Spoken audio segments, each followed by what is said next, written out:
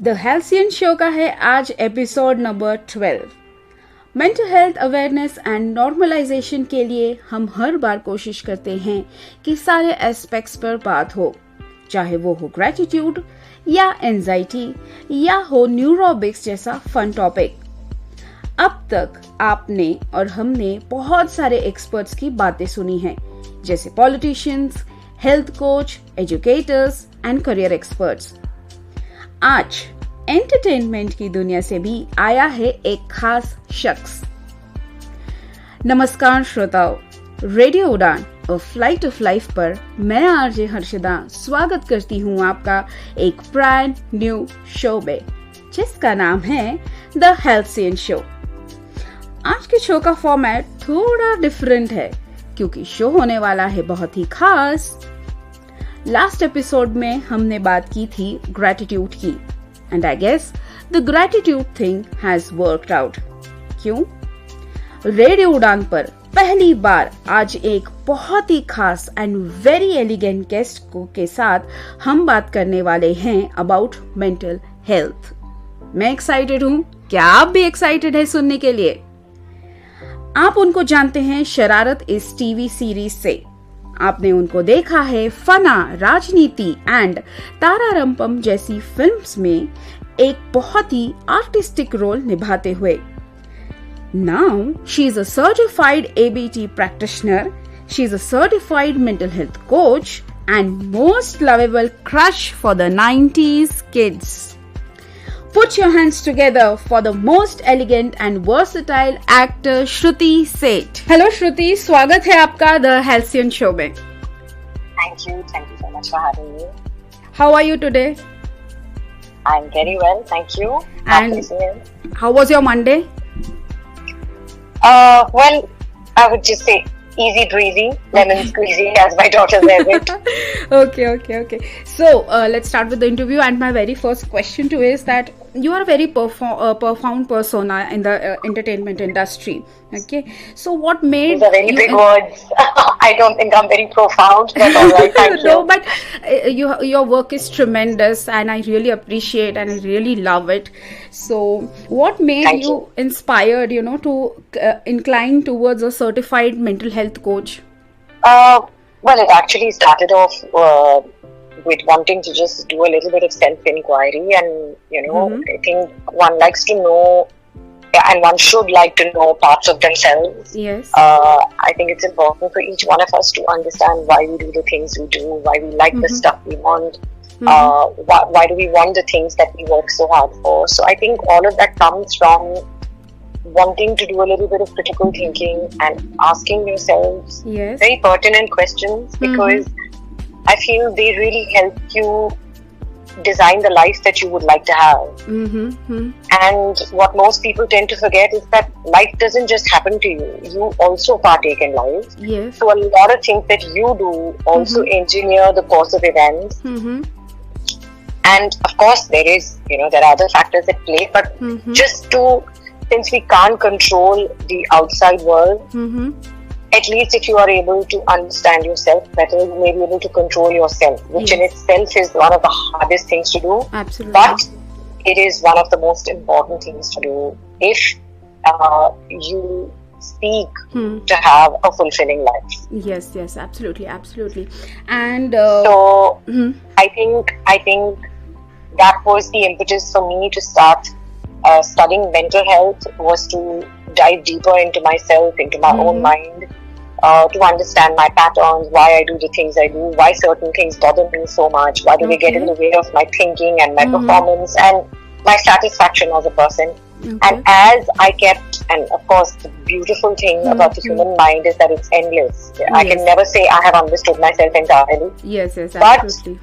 But I think it has helped me a lot in making me calmer. It has made me more centered. I have to say, I am at this point, with all the things that are happening in my life, I'm deeply content. Of course, there is desire and there is want, and I would hope to work and earn and achieve till the very end of my life. But I would say that wherever I am at this point, I'm very happy with the way things have worked out, and a lot of it has had to do because I started to gain more and more control on my mind. Okay. And I then realized that since it has benefited me so much, and it actually happened with one of my primary courses, which I did simultaneously, which was a course in counseling along with Buddhist psychology. So I got a very interesting take on Western and Eastern psychology. Okay. As a person, I would say I'm more drawn towards Eastern psychology because it works very strongly on diminishing the ego. Absolutely. And I think the ego is pretty much the root of all evil. We don't realize how much it governs the things that we do. Yes. So, because I started studying that and the benefit that it gave me, and it's one of the promises that you make when you study Buddhism, is that you will start working towards the benefit of others. Correct. So that led me to another course which I did as a postgraduate diploma in arts-based therapy. Okay. And Interesting. that led me to my last certification that I did, which was in Oxford as a mindfulness meditation teacher. Oh, that's And interesting. currently, I'm doing a course in choice theory and reality therapy, which is largely Western psychology, but it's very interesting because it supersedes regular psychotherapy and places the entire onus of one's life in their own hands, saying you are the choices you are making. Yes. But to understand why you make the choices that you make, which are the best at that point available to you, all of that again comes from a sense of deep self-inquiry. Yes, absolutely.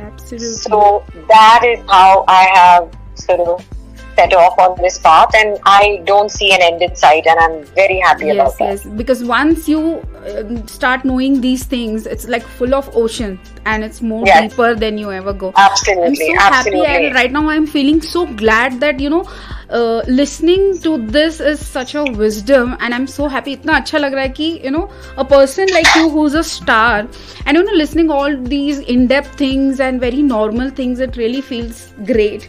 And also that you have a very happy go persona always, because on the screen, off screen also, never ever I have seen, or anybody of us have seen you frustrated or any kind of stuff like that. But please believe me, I have those parts. I keep them very well hidden.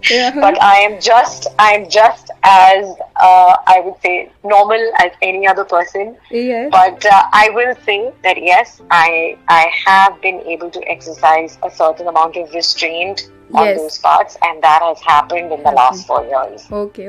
So I was coming to that point, that how do you maintain your mental space, and does social media or any kind of trends or some kind of thing pressurizes you to balance both? Because there's a social pressure, there's the image pressure, and there's a mental peace. So all does it pressurizes you? Of course it does, and again, like I said, I'm just like every other person. The same things bother me, the same things get me all riled up, and I have days when I feel like, oh my god, I'm not doing enough, or other people are having such a great time. Why is my life not so wonderful? Why am I not traveling?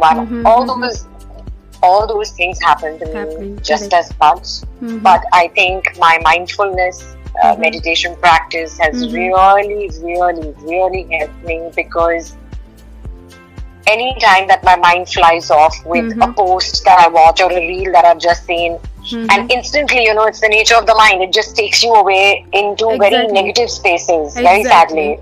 And then you start sitting there and ruminating and wondering, oh my god, will I ever have this? And what's amazing is that now I'm able to tell my mind that we're not going to go there, we're going to be here and now.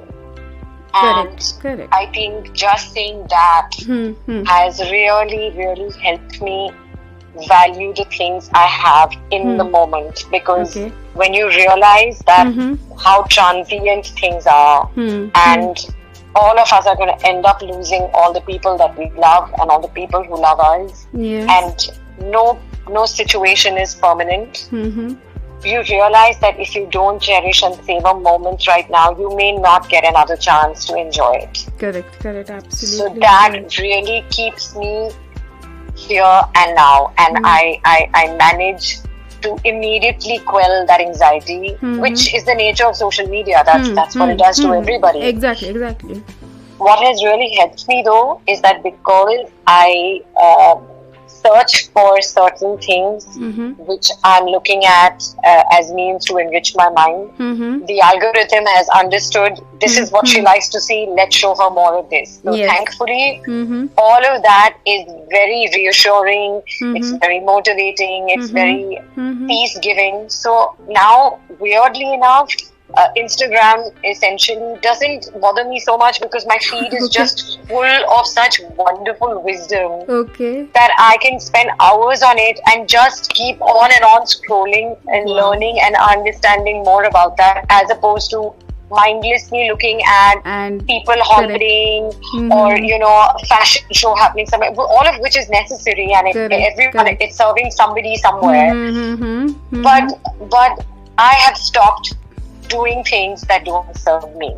That is, I would say, my single pointed agenda in protecting my mental peace. I don't do things that do not spark joy. I do not do things that don't give me a feeling of either motivation or wisdom or peace. Correct. Other than that, I have no room for any other feelings. I don't want them. Correct.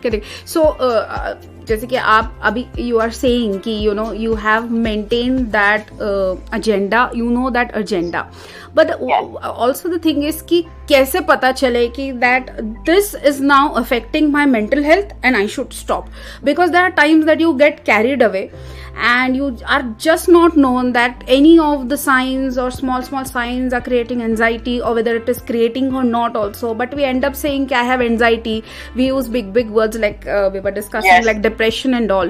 So what are the border signs, or like some facts or points that okay, this is affecting now my mental health and I should here on stop? So I think seek help. The wonderful thing about feelings is that while you may not understand them in their entirety, the good thing about them is that they immediately reflect in physiology.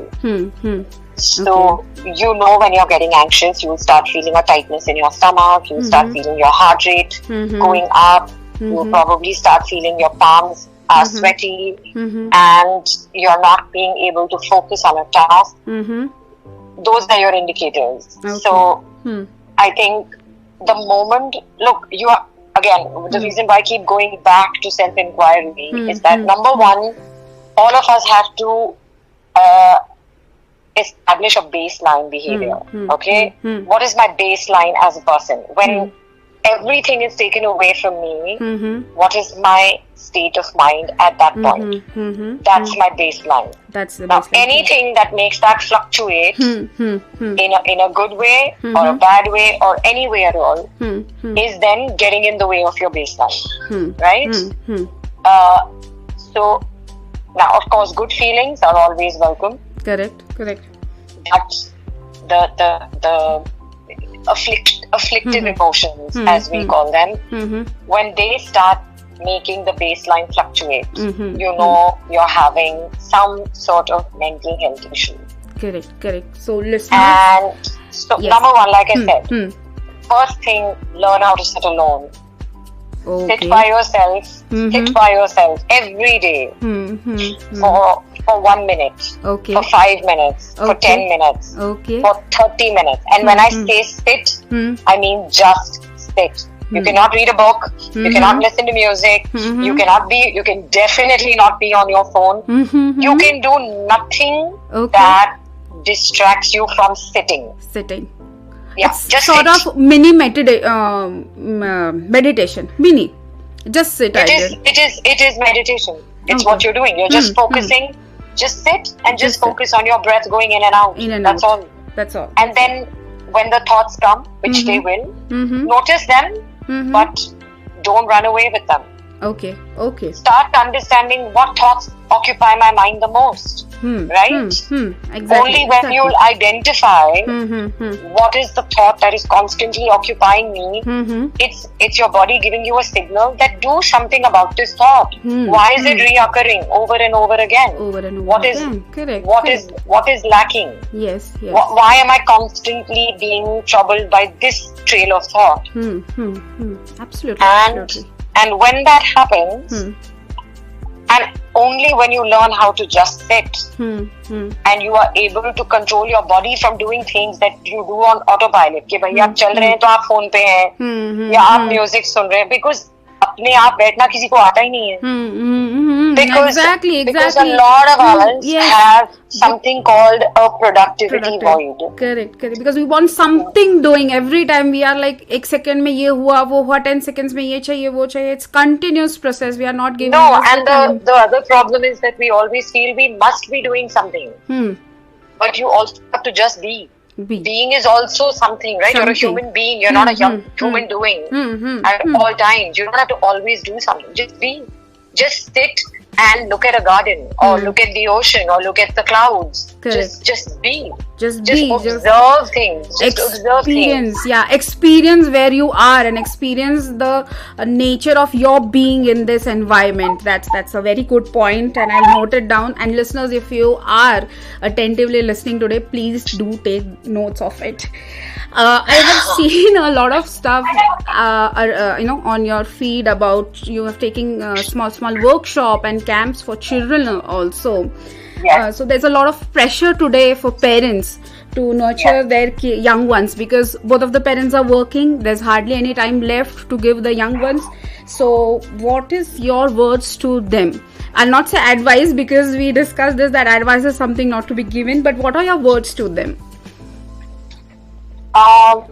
So look, while it's absolutely necessary for parents to work, because you want to provide for your children, and you want to be productive, and why shouldn't you be? I think what needs to happen is that when you get, no matter how little that time is with your children, just be 100% with them. Okay. It is not the quantity of time, it is the quality of time. Exactly. Alright? When your child is asking you to say, will you hear this for me? Or will you come and play with me? What they're actually telling you is that I want to spend time with you. Correct. But kids don't know how to say that. For them, playing is spending time. Yes. Right? Or if a child wants to say, Mama, I read this book and I want to tell you about it. Effectively, your child is reaching out, asking you, can you spend time with me? So correct. At that point, just make them the focus of all your attention. Correct. Put your phone away, put your device away, put everything away. If it's just even 5 minutes, you have no idea what 5 minutes of 100% attention can do for you and for the other person. Yes, absolutely. So spending even a small time, 15 minutes or 20 minutes a day, can bring miracle in children. And also parents can, it can be a therapy for the parents also, because playing with children is a therapy. Tell your children how your day was at work. Share with them. Let them have some sort of glimpse into your life. Tell them what you do. Tell them what things need to be done. What is your next project? What is keeping you busy right now? You will be surprised at how wonderfully children, my daughter, every time I'm planning a workshop, she is so excited to be a part of it. Can I be your assistant? What is your game that you're going to play? Do you want to try it out with me? And she wants to be a part of my life. She wants to be a part of what I do. And I can very well do it without her. But doing it with her makes it so much more fun. Special, yeah. So right now, are you doing any kind of workshops for the children? Are they online or offline? I don't have anything actively going on. But yes, I would like to tell all your listeners that you can follow me on Instagram and just keep a lookout on my stories, because whenever I plan my next workshop, there'll definitely be news out on my social media handle. So it's Shoot to Kill on Instagram. Shoot to Kill. Yes, SHRU, the number 2, KILL at Instagram.com, is that what it is? I don't even know how you say that anymore. But yeah, that's interesting. I always put out information about upcoming. I've just finished one last week with a bunch of kids, and I'm actually, while I do think that there should be something over nothing, at this point I'm not very keen to do online workshops. Okay, but offline are there. Yes, offline will be happening. So as and when they happen, of course, right now they will be largely for the people in my city, which is Bombay. Okay. If I ever intend to travel with any of my workshops, whenever I am going across somewhere in the country, again, all the information will always be on my Instagram page. So that will be the best way for you to find out when it's happening next. So Bombay people, good news will be coming soon in the weeks. Do follow Shrew to Kill on Instagram. Yeah. Thank you. Yeah. And so like we were discussing also that people like us are into this mental health field, and we are trying to make it a normal concept. We are normalizing it, but there's a still stigma. I mean, past decade there's so much stigma to reach out a health coach, mental health coach, or any mental health practitioner for to at least vent out, because venting out to a correct person is also an important thing to vent out. So why is there a still stigma that people are not opening up and not taking mental health tips or help from any from a certified person? So I do think that a lot of it has to do with Western psychology and essentially the DSM-5, which basically has turned mental health into mental sickness, and that's the problem. Right? Correct. Now the thing is that I eat good food and healthy, nutritious food for my body. Correct. I do yoga, I go to the gym, I go for a regular walk every day. What am I doing? I'm just staying healthy for my body. Correct. Right? Correct. So when it comes to therapy, what am I doing? I'm just keeping my mind healthy. Okay. Right? Yeah. So when you start viewing it like that, it is not a mental health crisis. Mental health is not a crisis. Yes, mental health is not a Number crisis. One, it is not a crisis. How you are looking after your physical health, look after your mental health. Absolutely. So here's another thing. I say this to a lot of people when they ask me about mindfulness and meditation. And I tell them, I said, so if I keep you on a treadmill for 24 hours and I say you cannot get off that treadmill, just keep on running, right? What do you think is going to end up happening? After 1 hour, after 2 hours, after 5 hours, exhausted. After 24, right? Your body will give up at some point. You just, I can't run anymore, I'm tired. Now, technically, your mind is on a treadmill all day long, except for the hours that you sleep. It is still performing some work at the subconscious level. So technically, it is never getting any rest. So just like how the body starts to get exhausted, the mind gets exhausted as well. It's doing so much work for you. It's doing bodily functions. It's helping you with cognitive functions. It's helping you with your emotions, with your feelings, with stimulus, with reaction. It is never allowed to rest. Correct. Obviously, at some point, it's going to get tired. And then what is it going to do? It is going to start failing you. And here's the absolutely wonderful thing about the human body. And when I say the human body, the mind is included. It is fantastic in the way it can signal needs. Absolutely. Right? Yes. So I'll get a slight pain in my knee, which is basically my body telling me that I think you overdid your walk today. So why don't you not do it tomorrow so that I may heal. Okay, now I can just ignore that and say, no, I'm so strong, I'm going to do it. Absolutely. So I'm going to go on my walk again. And then the knee is going to hurt a little more than it hurt yesterday, saying, I told you not to do it. And now it's hurting me some more. So please, can you not go for a walk tomorrow? But again, because of this stupid productivity crisis and void that we have, I'm going to challenge myself and say, no, I will go back and I will heal myself. And I will walk again. And then on the 5th day, my knee is going to end up with a meniscus tear, is what is going to happen. And then what is going to happen is I'm going to be laid up in bed for 4 weeks. 4 weeks. Correct. So, and what the body basically did was, it gave you the signal at the first point. You did not listen. It gave it to you again. You did not listen. It gave it to you for the 3rd time. You still ignored it. So finally it said, okay, this bum is not understanding what I'm saying. So now I'm going to take matters into my own hand. And I am going to tear this muscle or this little meniscus. So now this person will become immobile and then I will get the rest I need. Correct. Which is how we end up with fevers.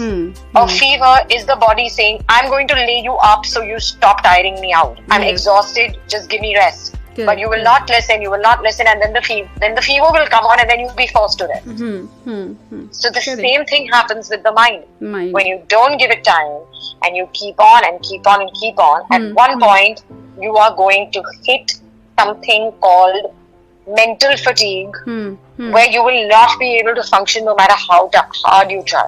You're going to become irascible. You are going to get cranky. You are not going to be able to remember stuff. You are going to start failing at your job. Your productivity is going to see a major crash. And you're going to feel like shit. You're going to feel like shit. And it'll take over and it'll say, now till I don't put out an alarm sign, this person is just refusing to slow down.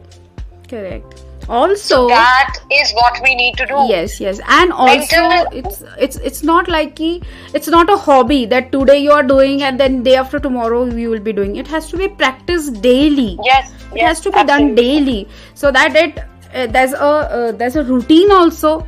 And there's something fit to the signal to the mind also. Okay, that this much work is done. Now I'll get this much time. So I have my space also. Correct? Absolutely. Yeah. So you are you are explaining a lot of things. So I guess you have some mental health practice which you are daily doing, because apart from your exercises, snaps which we all have been seeing on Instagram. But what's your mental health practice which you are religiously following and doing it? So to be honest, I think the one thing that I do over and over again through the day is weirdly I stare at my plants. Wow. They give me immense joy. So I just look at them and I can just keep staring at them for hours. I cuddle with my dog, who is a great source of serotonin and oxytocin into my bloodstream, if I can say so. Absolutely. I try and spend a lot of time with my child, with my daughter, because she just keeps me excited about things. And the one thing that I do for myself is, whether I go for a walk every day by myself, without music, without anything. I just go. I suffer traffic, I suffer pollution and all of that, but I just keep walking. Keep walking. Yes. I constantly give gratitude. I think that is really my mental health practice. It's just saying thank you for here and now, for every single moment. Randomly, for something very silly, even if I look at my plants, I'll just be like, oh, thank you for making my garden bloom. I'm just constantly giving thanks, because I feel that it makes my life feel so much richer, because there's so many things to say thank you for. Yes. I never feel like I'm lacking, because if I sit down and write things I'm grateful for, it will take up my whole day and I'll still have a lot left to write. Yes, absolutely. I can relate this gratitude, because last episode which we had was a World Earth Day, and I took the topic gratitude, so I can absolutely relate to it. And a very important point which you shared is, without music you go for a walk, you feel the pollution, you get that into the stress and all back, because that is important, because that is also, you know, एक awareness उसमें भी आता है कि being yourself, walking down, seeing to things and all. So that's a very good point. I'll practice that also. Thank you. We were speaking of a lot of things that we do mental practice.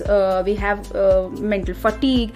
There's a lot of things come, which is the emotions, because they have to be handled very, very carefully.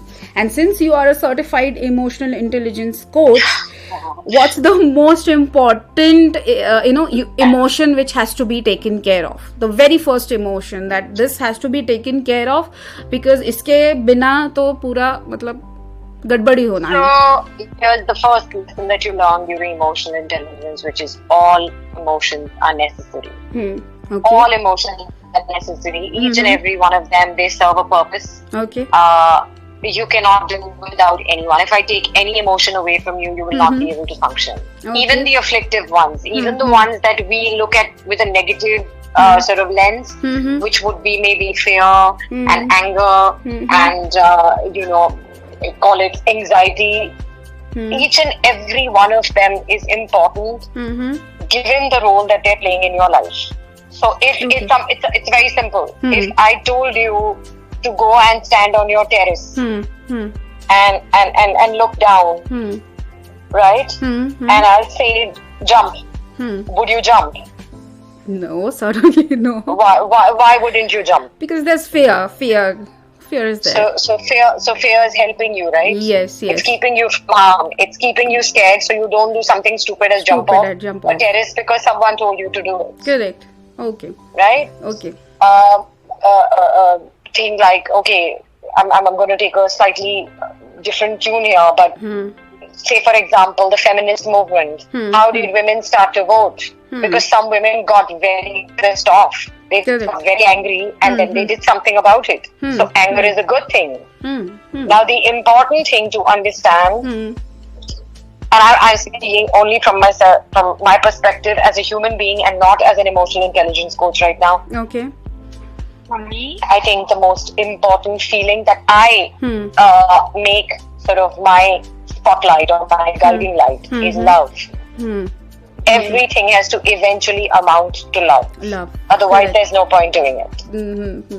And the only emotion that I am very, very careful with the way I handle it, and I'm not doing very well, but I'm hoping to, is anger.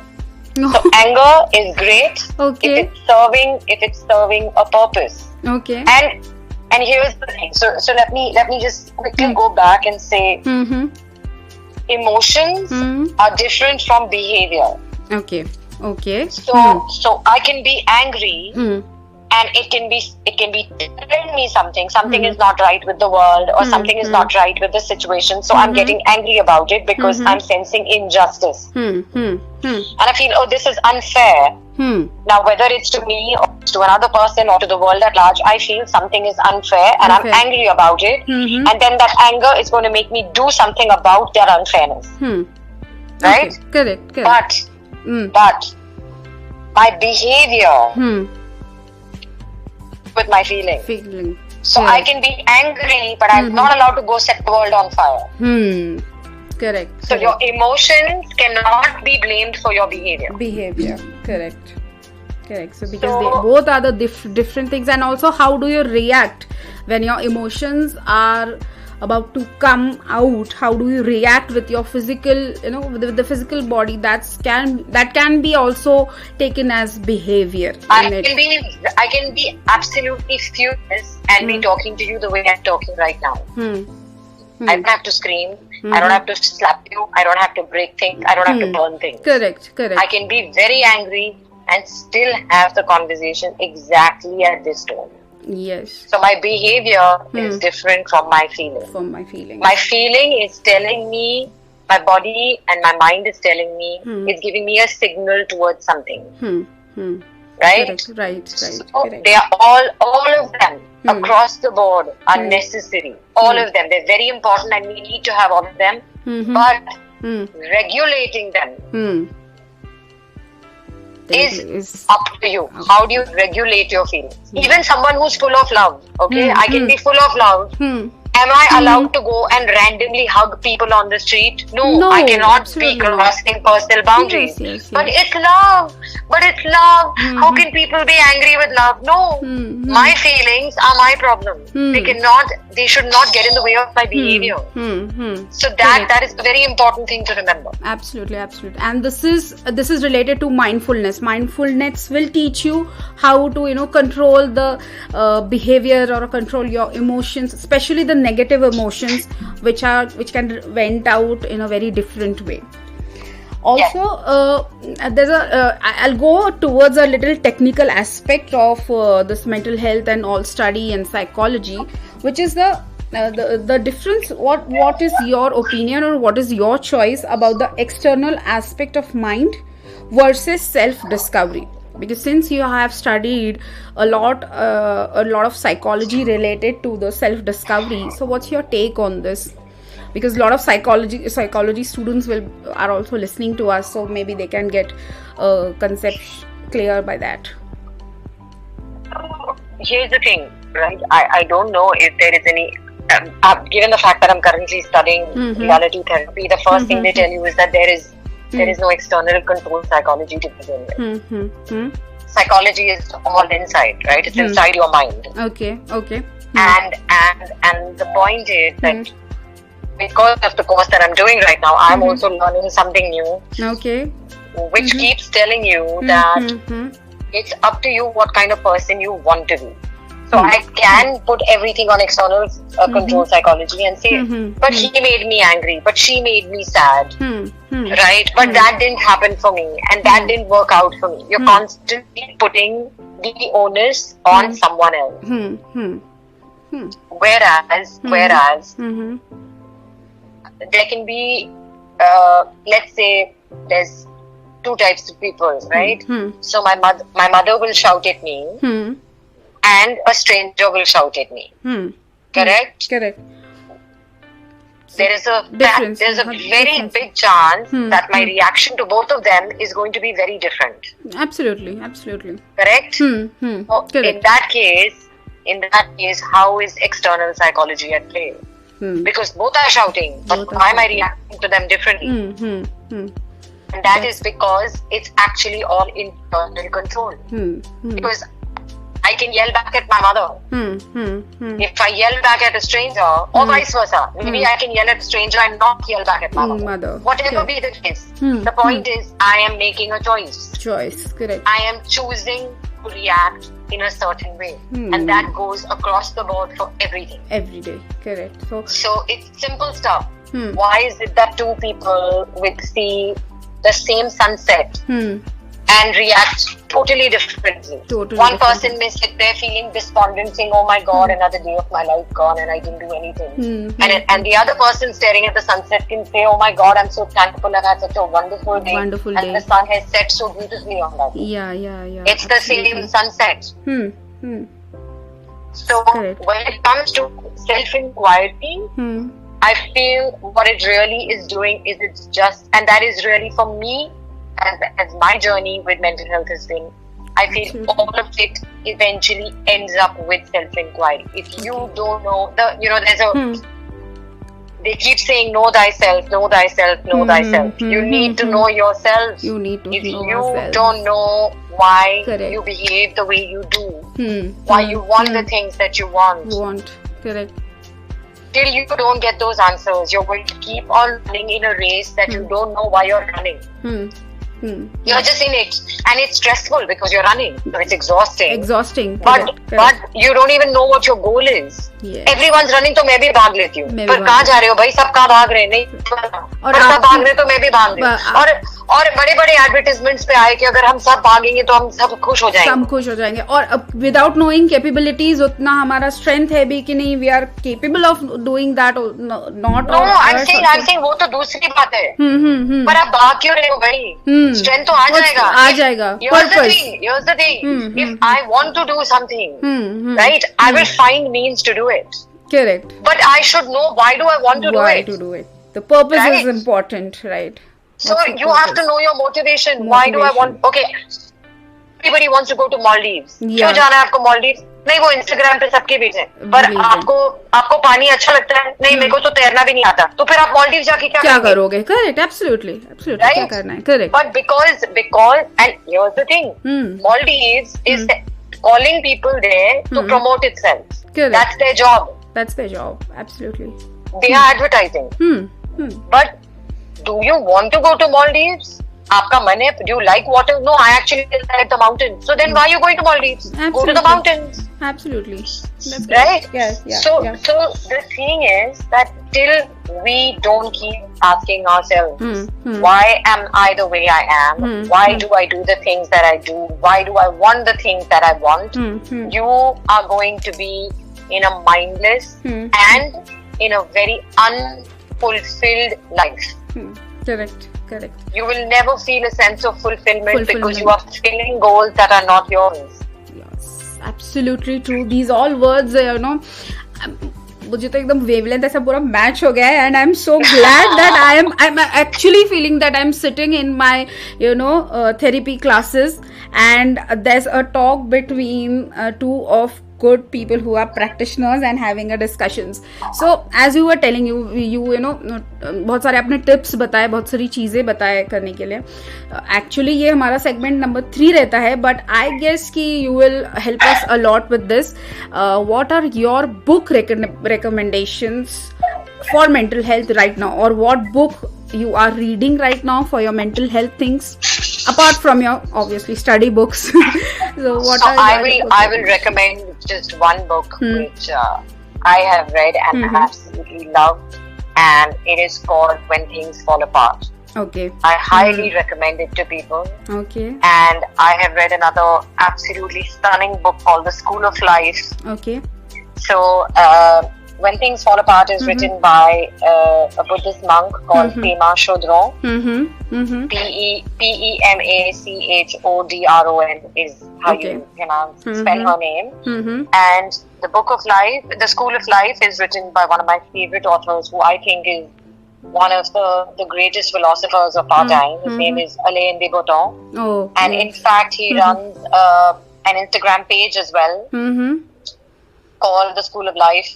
Okay. And I think he talks about the most basic day-to-day struggles that human beings have. And he writes about them very lyrically, so it's also a beautiful piece of prose to read. It's really, the words used very, very beautifully. You can keep on reading passages again and again. Wow. But he really makes you look at a mirror. With every paragraph I've read, I felt like I stared at a mirror saying, oh my God, this has happened to me. And so you can relate yourself. We can relate ourselves. So I think my one piece of advice, I hate using the word advice, okay, my one thought for everybody, and this is also a part of one of my vows that I took when I became an art-based therapy practitioner. Okay. And that is, here's a lovely way to go about life. Okay, forget the big emotions, forget the big breakdowns, the big crises, forget all of that. Make just one thing your primary goal and motivation. That first of all, understand everyone is suffering. All of us suffer. We're all suffering our choices. Some good, some bad, but we're suffering. I'm suffering because I chose to be an actor and not become an interior designer, which is one of the things I wanted to do. Okay. But then I would have also suffered having been an interior designer and not having been an actor. Okay. So I chose the suffering I wanted. We choose our suffering. So that is again an amazing thing to understand. What am I willing to suffer for? Right? I want to have a great body. Am I going to suffer for it or not? Will I go to the gym? Will I eat right? Will I be disciplined? Will I sleep on time? So if I'm doing all those things, I may not be able to go out for dinners, and I may not be able to hang out with my friends. So I'll suffer it. Correct. Right? But then I'm doing it for something I want. Okay. And understanding that the way I so suffers. And right now, where the world is, we are being told that we are all very dissimilar to each other. Right? We're only being taught differences. That person is different from me, and this person is different from me. Correct. Please understand, we are all more similar than we are dissimilar. Correct. We're the same species. We're the same race. Yes. We have the same mental makeup. Yes. A little up and down. Our circumstances are different, but our brains, our needs, our wants, our sufferings are all very similar in varying degrees.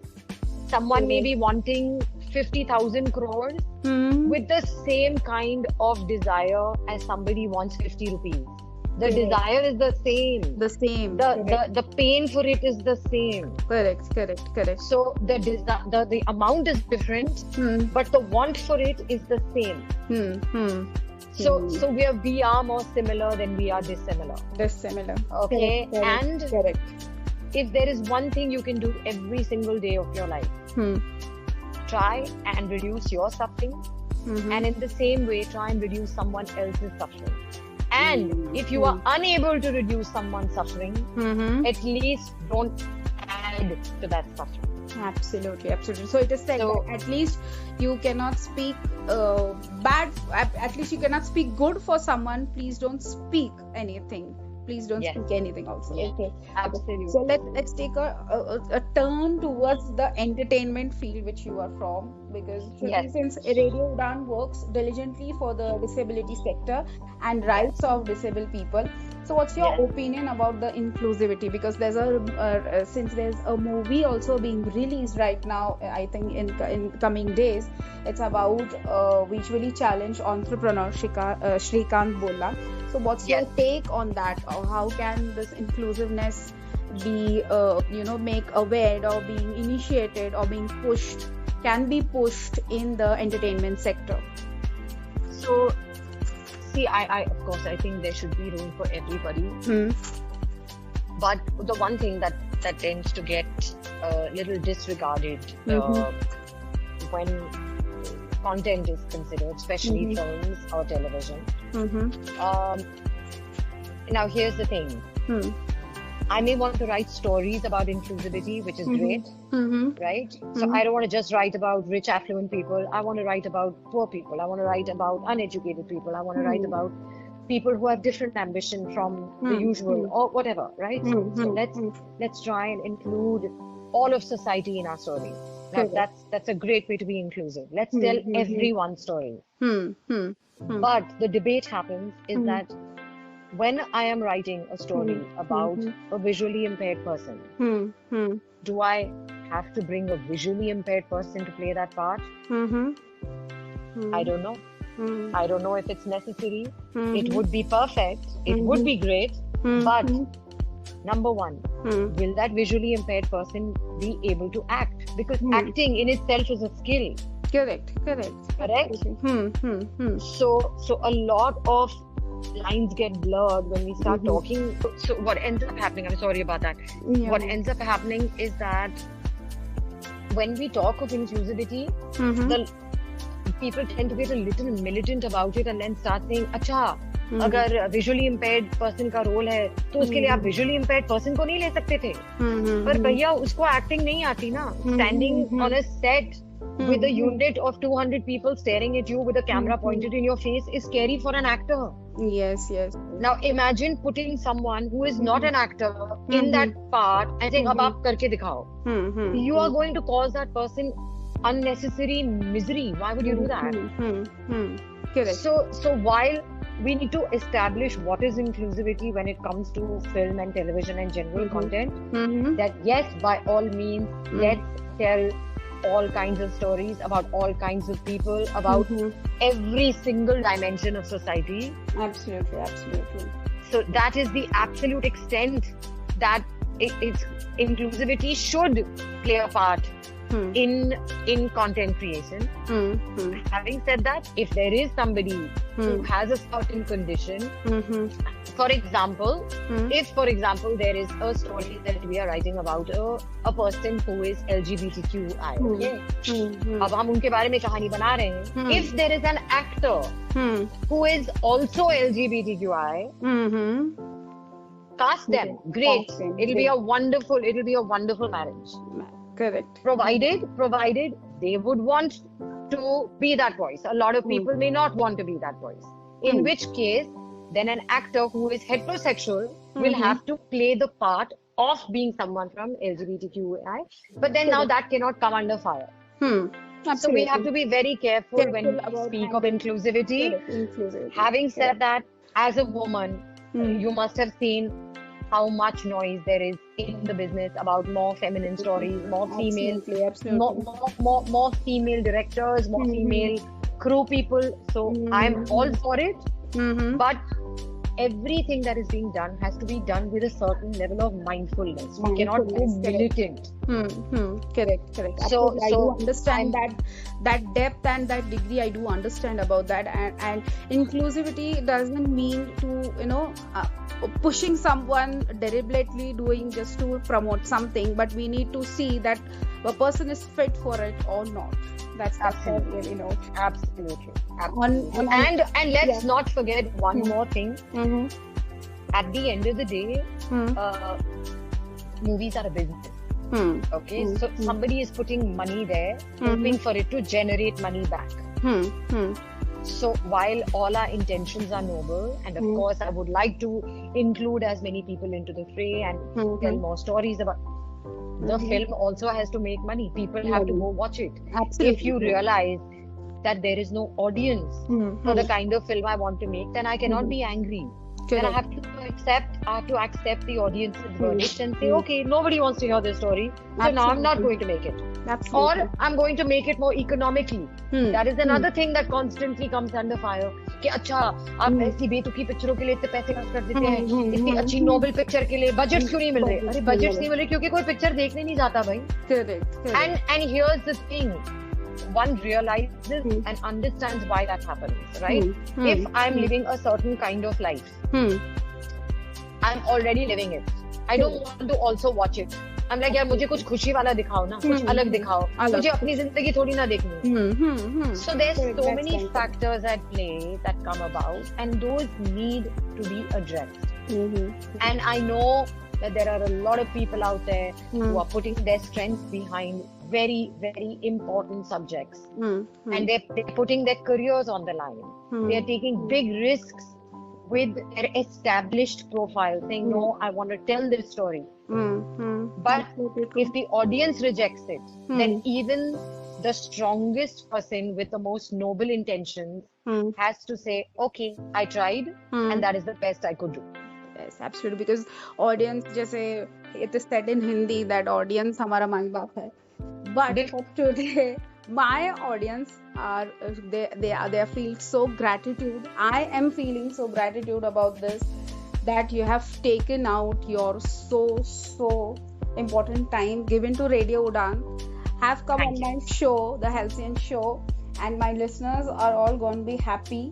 And we are looking forward for more of your projects, exciting projects. And thank you. So when we are talking about projects, I would of course love to say that a brand new show of mine has just dropped on Amazon Prime called Dil Dosti Dilemma. Yes. It is streaming live right now. And again, it's a story of inclusivity. So please watch it. And I hope you enjoy it. Listeners, please go watch Dil Dosti Dilemma. And cheers to you and thumbs up too. So I am so happy and glad that we have shared so many good points, and I have taken a lot of things which I'll be writing down today in my gratitude jar and putting it. Thank you so much, Shruti, for coming on the show. Thank you. Have a lovely week ahead. Yeah, thank you. So I hope आज आपने बहुत सारे tips and ideas लिए होंगे. Radio उड़ान और flight of life पर हम हमेशा यही चाहते हैं कि आप आपकी मेंटल हेल्थ का ख्याल रखें, आप अपने आप को खुश रखें और रेडियो उड़ान पर अच्छी बातें सुनते रहें।